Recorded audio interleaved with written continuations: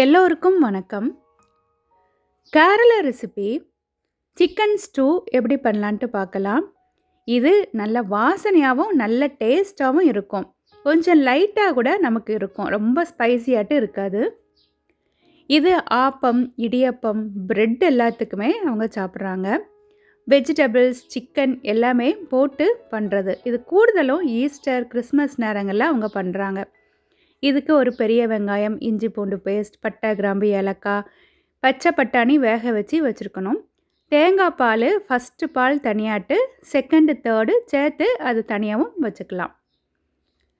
Beans, carrot, உருளைக்கிழங்கு எல்லாமே இந்த மாதிரி வெட்டி வச்சுக்கலாம். ஒரு 500 கிராம் சிக்கன் எடுத்துக்கலாம். பச்சை பட்டாணியை வேக வச்சு வச்சுக்கலாம்.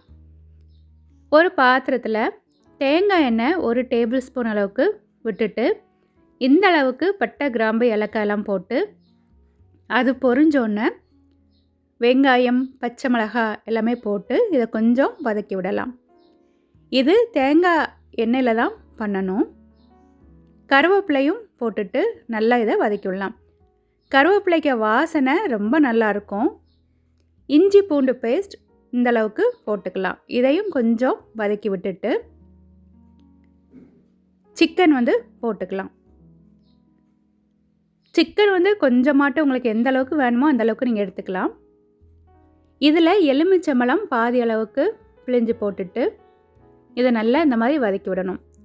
இதில் நம்ம தக்காளிலாம் போட மாட்டோம். புளிப்புன்னு சொல்லியாச்சுன்னா இதில் நம்ம போடக்கூடிய அந்த எலுமிச்சம்பழம் தான்.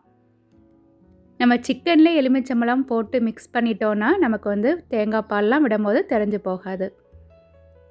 இதில் எல்லா வெஜிடபிள்ஸும் போட்டுட்டு இதுக்கு தேவையான அளவுக்கு உப்பும் போட்டுட்டு நல்லா இதை கிளறி விடலாம்.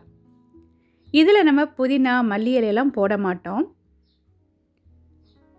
இது செகண்ட், தேர்ட் பால் இதை அதில் அப்படி போட்டுட்டு நமக்கு சிக்கன், இந்த உருளைக்கிழங்கு எல்லாமே நல்லா வேகணும். அதனால் மூடி வச்சு இதை அப்படியே வேக வைக்கலாம். இதில் 1 டேபிள் ஸ்பூன் அளவுக்கு தேங்காய் எண்ணெய் விட்டுட்டு சின்ன வெங்காயம் ஸ்லைஸாட்டு வெட்டி அதை இதில் கொஞ்சம் பொரிக்கணும். நல்லா கோல்டன் ப்ரௌன் ஆட்டு வர்ற அளவுக்கு இதை பொரிக்கலாம். அதிலே கொஞ்சமாட்டு கேஷ்யூ நட்டும் போட்டுக்கலாம். போட்டு இது நல்லா கோல்டன் ப்ரௌன் கலராட்டு வரணும். இது அதுக்கு நல்லா வாசனை கொடுக்கும். இதை இப்படி நம்ம பொரிச்சிட்டு இதை தனியாக வச்சுக்கலாம். லாஸ்ட்டில் தான் போடுவோம். இந்த சிக்கன், வெஜிடபிள்ஸ் எல்லாம் நல்லா வெந்ததுக்கப்புறம் இடித்து வச்சுருக்கக்கூடிய நல்ல மிளகும் போட்டுட்டு ஃபஸ்ட்டு தேங்காய் பாலும் இதில் போட்டுட்டு நம்ம பொரித்து வச்சுருக்கக்கூடிய அந்த சின்ன வெங்காயம், கேஷ்யூ நட்டும் போட்டு மிக்ஸ் பண்ணியாச்சுன்னா ஸ்டூ ரெடி. லாஸ்ட்டாட்டு கொஞ்சம் கருவேப்பிலையும் போட்டுக்கலாம்.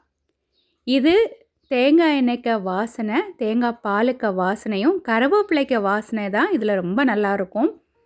இது ஸ்பைஸ் நம்ம நல்ல மிளகு தான் இல்லை இடித்து போட்டிருக்கோம். பச்சை மிளகாய் 2 போட்டிருக்கோம். அதனால் ரொம்ப ஸ்பைசியாட்டு ரொம்ப மசாலாவாட்டு இருக்காது. புதினா, மல்லி இலையெல்லாம் போட்டாச்சுன்னா இதுக்கு டேஸ்ட் மாறிடும். அதனால் இதே மெத்தடில் இப்படியே நீங்கள் செய்து பாருங்கள். இது டேஸ்ட் ரொம்ப நல்லாயிருக்கும். ஃபஸ்ட்டு பார்க்குறதுக்கு தண்ணி மாதிரி இருக்கும். ஏன்னா தேங்காய் பால் மட்டும்தானே விட்டுருக்கோம். ஆனால் கொஞ்சம் நேரம் போக போக இது பாருங்கள். இது நான் ஆக்சுவலாக இது காலையில் நான் பிரேக்ஃபாஸ்ட்டுக்கு பண்ணிவிட்டு மீதியை அப்படியே வச்சுட்டேன். இது நைட்டுக்குன்னு எடுத்துருக்கிறேன். ஆக்சுவலாக காலையிலே நம்ம நேரமே பண்ணிவிட்டு கொஞ்சம் லேட் ஆகும்போது இந்த மாதிரி திக்காயிரும். ப்ரெட்டு அவங்க எப்படி சாப்பிட்றாங்கன்னா இந்த மாதிரி இட்லி சட்டியில் அவங்க ஸ்டீம் பண்ணிவிட்டு அதாவது ஆவியில் வேக வச்சுட்டு அதில் இந்த ஸ்டூவை விட்டு சாப்பிட்றாங்க. இதே மெத்தடில் ஒரு டைம் ட்ரை பண்ணி பாருங்கள். ரொம்ப டேஸ்ட்டாக இருக்கும். தேங்க்யூ.